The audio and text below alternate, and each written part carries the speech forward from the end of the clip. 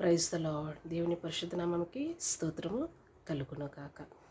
ఈరోజు పరిశుద్ధ వారములో పెద్ద బేస్తవారం నాడు దేవుడు శిష్యులతో ఏమీ మాట్లాడేదనేది మనం బైబిల్ రీతిగా చూసుకుందాం. మత్తయి సువార్త 26వ అధ్యాయము 17 నుంచి 29 వచనాల వరకు దేవుడు ఈ ఒక వాక్యంలో ఏమి సంభాషణ చేసినాడు శిష్యులతో, శిష్యులు దేవుని దగ్గర ఏమి నేర్చుకునేదని మనము ఈ యొక్క బేస్తవారం నాడు ఏమేమి జరుగుతుంది అనేది మనం చూసుకుందాం. మొదటిగా పులిని రొట్టెల పండగలో మొదటి దినమందు శిష్యులు యేసునొద్దకు వచ్చి పస్కాను భుజించుటకు మేము నీ కొరకు ఎక్కడ సిద్ధపరచుకోరని అడిగిరి. అందుకు ఆయన, మీరు పట్టణమందు పలాని మనిషిని యొద్దకు వెళ్ళి, నా కాలము సమీపించుచున్నది, నా శిష్యులతో కూడా నీ ఇంట బసను ఆచరించదని బోధకుడు చెప్పాడని ఆయనతో చెప్పాడు. ఆ విధంగా యూదుల ప్రకారము పస్కా పండుగని ఆచరిస్తారు. అంటే పులియకుండా ఉండే రొట్టెల పండుగని వాళ్ళు ఆచరిస్తారు. ఆ విధంగా ఈరోజు నా పాపముల కొరకు దేవుడే ఆ పస్కా అంటే ఆయన ఒక మన కొరకు బలి పశువుగా అర్పించుకున్న పోతున్నారు. అందును బట్టి ఈరోజు పెద్ద బేస్తవారం. అంటే మనం ఎలా కమ్యూనియన్ తీసుకుంటామో అది ఎలా వచ్చినది అనేది మనము చూసుకుందాం. అప్పుడు దేవుడు ఏం చేస్తాడు, ఇది ఆచరించమని తన శిష్యులతో చెప్పిన విధంగా శిష్యులు అలాగనే చేసుకొని ఆయన ఏం చేస్తారంటే ఆ 12 మందిని కూర్చొని ఆ ఇంట బస చేస్తారు. చేసిన తర్వాత ఆయన ఒక రొట్టెను పట్టుకొని స్తోత్రము చేసి దాన్ని విరిచి తన శిష్యులకంతా ఇస్తాడు. శరీరము దేన్ని కూర్చి చూపిస్తుందనంటే ఆయన ఒక శరీరం మనం చేసిన ప్రతి ఒక్క పాపాల కొరకు ఆయన ఇంకా ఈ థర్స్డే అయిన తర్వాత రేపు గుడ్ ఫ్రైడే ఆయన వచ్చేసి ఆ ప్రధాన యాజకుల దగ్గరికి తీసుకొని పోయి సిలువులకి తన పశు బలిగా అర్పించుకుంటాడు. నా పాపమ కొరకు యేసయ్య తన శరీరాన్ని నలగొట్టుకొని పడతాడు.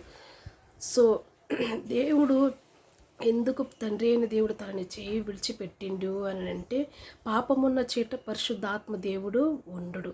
సో మన పాపమంతా ఆయన మీద పడిన కాబట్టే తండ్రి యేసయ్య తండ్రిని సిలువలో 4వ మాట అడిగిన, దేవా దేవా నన్ను ఎందుకు చేయి విడిచితివి అని అంటే దానికి అర్థము ఇదే. ఆయన మీద నా పాపాలు భరించలేనన్ని ఉన్నాయి కాబట్టే తండ్రి తన ఏకైక కుమారుని విడబడడానికి కారణము ఇదే. పాపమున్న చీట పరిశుద్ధాత్మ దేవుడు యెహోవా దేవుడు ఉండడు అనేది దీనికి ఒక కారణం. అప్పుడు తన శరీరాన్ని నలగొట్టబడింది. నా పాపాల కొరకు తన వీపుని దున్నపడబడింది.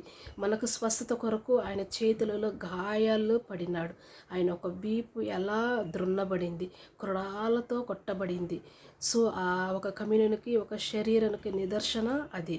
ఆ శరీరాన్ని విరిచిండు. దేవుని ఒక శరీరం ఎలాగైతే విరచబడిందో ఆ విధంగా ఆ సాదృశ్యంగానే ఆ ఒక అప్పం అనేది విరవబడి అందరికీ ఇవ్వబడుతుంది. అదేవిధంగా ఒక ద్రాక్షారసమును ఎత్తుకొని దేవునికి తండ్రి అయిన దేవునికి కృతజ్ఞతాస్తుతులు చేసి అది అందరికీ శిష్యులకి ఇస్తాడు. అప్పుడు చెప్పేటప్పుడు దేవుడు ఒక మాట చెప్తాడు, నా పాత్రలో మొదటిగా ఎవరైతే భుజిస్తారో వారే నన్ను సిలువకు పట్టిస్తారు అన్నప్పుడు ప్రతి ఒక్క శిష్యులు ప్రభువా నేనా నేనా అని అడుగుతారు. అప్పుడు దేవుడు ఏమంటాడు, మొదటిగా ఈ పాత్రలో ఎవరైతే చేయి వేస్తారో వాళ్ళే నన్ను పట్టిస్తారు అన్నప్పుడు దేవుడికి అన్నీ తెలుసుమా. అప్పుడు యూదా ఏం చేస్తాడు, నేనా అన్నప్పుడు నీవే అని దేవుడు కూడా చెప్తాడు. 28వ వచనం చూసినట్లయితే, ఇది నా రక్తము అనగా పాప క్షమాపణ నిమిత్తం అనేకుల కొరకు చిందింపబడుచున్న నిబంధన రక్తము అని చెప్తాడు. నా కొరకే మట్టుమే చెప్పిండా లేదు, అనేక మంది పాప క్షమాపణ పోవాలా అంటే మన పాపాన్ని ఆయన వీపు పైన వేసుకునేడు. సో ఆయన ఒక పరిశుద్ధమైన రక్త పశు బలి అర్పిస్తేనే ఒక మనకి పాప క్షమాపణ జరుగుతుంది అనేది. అందును బట్టే ఈరోజు చాలా విశేషంగా అన్ని సంఘాలలో విశేషంగా చాలా భక్తితో శ్రద్ధత తీసుకుంటారు. ఈరోజు పెద్ద బేస్తవారం అన్నిటికంటే విలువైనది. ఆయన ఇంకా రేపు సిలువకి తనని బలి పశువుగా అర్పించుకునే ముందు దేవుడు ఈ ఒక పస్కా పండగని ఆచరిస్తారు. ఎంత పరిశుద్ధంగా ఆచరిస్తారు. మళ్ళీ దేవుడు ఈ లోకంలో ఉన్నప్పుడు అదే లాస్ట్ సప్పర్ కూడా, అదే పెద్ద బేస్తవారమే ఆయన ఈ లోకంలో ఉన్నప్పుడు భుజించండి. ఇంక ఆయన ఎన్నడూ ఆ విధంగా భుజించలేదు. మళ్ళీ నేను వస్తా అంతటి వరకు మీరు దీన్ని ఫాలో చేయండి. వీటిని జ్ఞాపకముగా మీరు ఎప్పుడు స్మరణించుకోండి. ఒక్కొక్క సంఘాలలో అయితే నెలకి ఈ విధంగా కమ్యూనియన్ ఆచరిస్తారు. కొన్ని సంఘాలలో 3 నెలలకి ఆచరిస్తారు. ఇంకా కొన్ని సభలలో వచ్చేసి 6 మంత్స్కి ఒక్కటి, ఇంకా కొన్ని సంఘాలలో అయితే సంవత్సరానికి పరిశుద్ధంగా ఆచరిస్తారు. కానీ ఈ క్రిస్టియానిటీకి ఇది కూడా బాప్టిజం మారు మనసు ఎంత అవసరమో, అదేవిధంగా రెండోది కూడా ఈ యొక్క కమ్యూనియం ఆయన రక్తాన్ని తాగాల, ఆయన శరీరాన్ని భుజించాల. ఈ చేస్తేనే మాత్రమే కాదు పరలోక రాజ్యం పోయేది.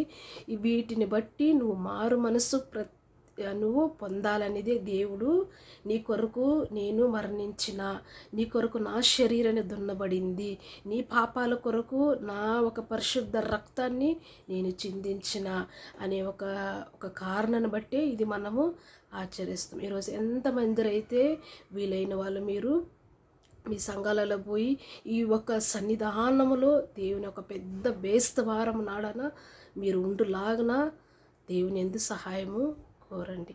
ఈ వాక్యాన్ని దేవుడు ఆశీర్వదించి దీవించునుగాక. ఆమేన్.